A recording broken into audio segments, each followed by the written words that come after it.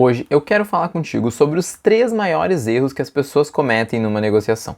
Cometer qualquer um desses erros vai afetar significativamente a tua performance. Deixa eu só te dar um exemplo. Se tu comete o erro 1, é quase a mesma coisa que não ter ido negociar. Tu podia ter resolvido essa conversa por uma mensagem de WhatsApp ou por um e-mail.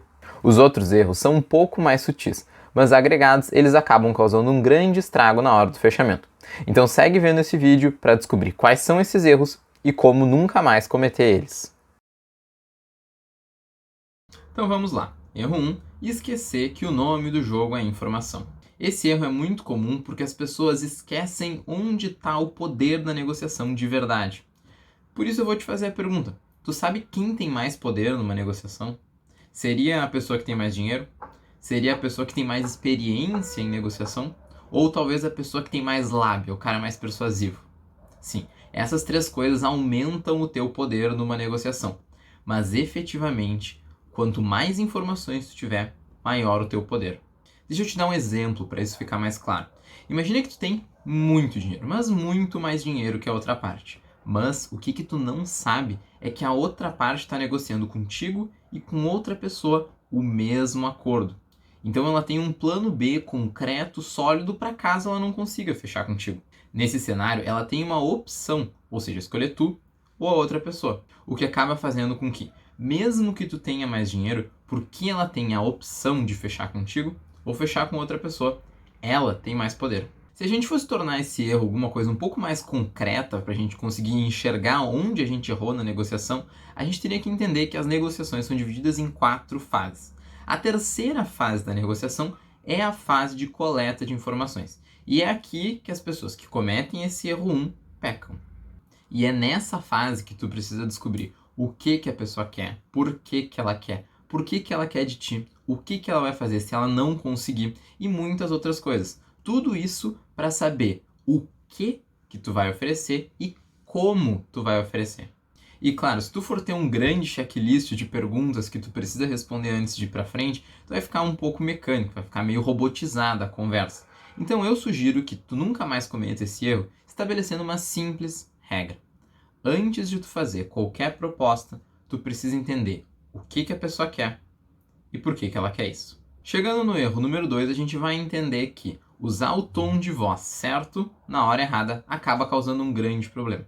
Mas antes de eu te explicar efetivamente o que isso significa, deixa eu te perguntar uma coisa. Tu sabe como a gente se comunica? Sério, já parou para pensar o que passa pela nossa cabeça quando a gente está conversando de uma maneira sem pressão com outra pessoa?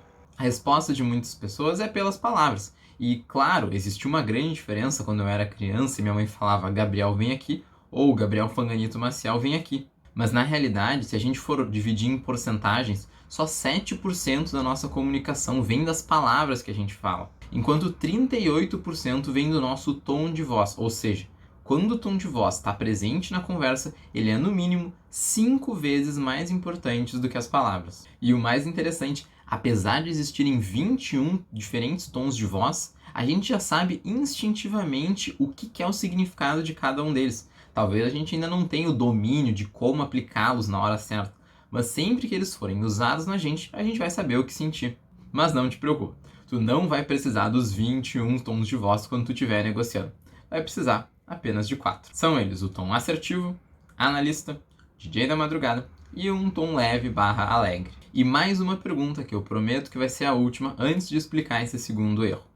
Qual o tom de voz que tu acredita que deveria ser usado por pelo menos 80% da negociação?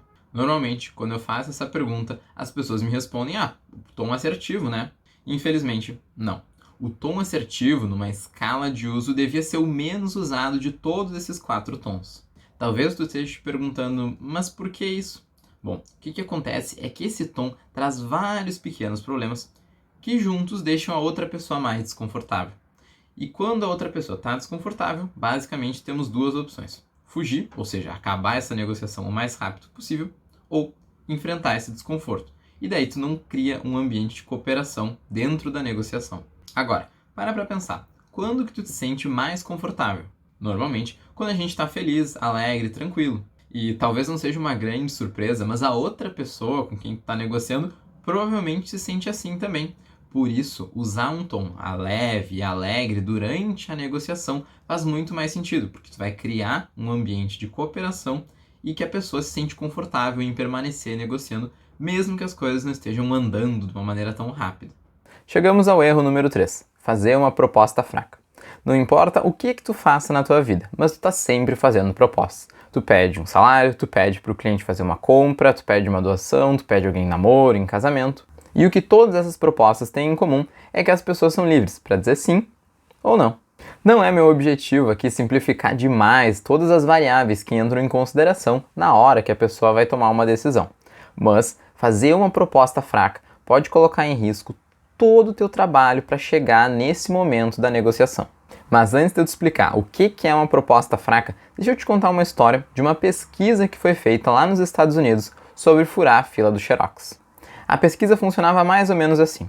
Eles esperavam uma fila de 3 pessoas se formar na frente da máquina de Xerox e daí ia alguém da pesquisa fazer o pedido para furar a fila. Só que esse pedido podia ser feito de 3 maneiras. Na cara de pau, ou seja, só pedindo para furar a fila, pedindo com uma justificativa ruim, e a terceira possibilidade era dar uma boa justificativa. Só pedir para furar a fila até que funcionava, mas dar um motivo, mesmo que ele fosse ruim, dava um upgrade muito grande na performance do pedido. Mas a surpresa dos pesquisadores veio na hora que eles foram olhar os dados da justificativa boa. Não tinha uma grande diferença ou uma diferença significativa entre tu fazer uma boa e uma justificativa ruim.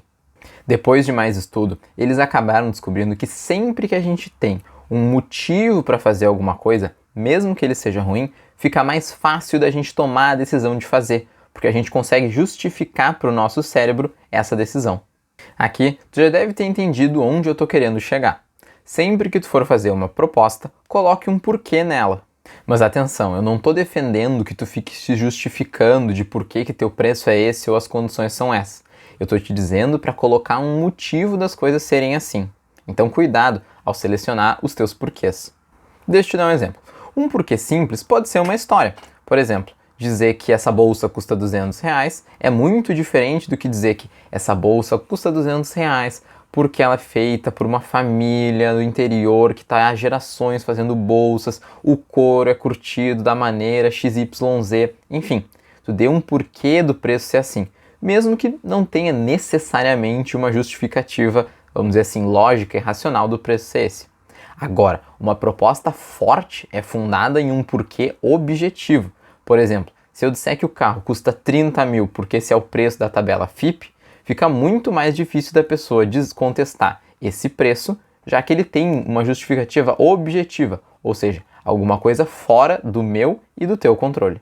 Recapitulando, até aqui, tu aprendeu que existem 3 erros que te impedem de fechar bons acordos. Eles são tão graves que às vezes nem vale a pena sentar na mesa de negociação, se for para cometer um deles.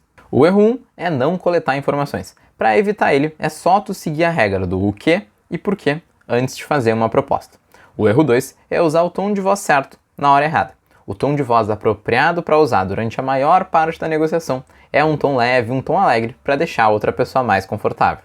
O erro 3 acaba colocando em risco todo o teu trabalho na negociação quando tu chega na hora do fechamento e faz uma proposta fraca. Para evitar isso, tu tem que dar um motivo para tu estar fazendo essa proposta em específico. Um porquê. Preferencialmente, objetivo.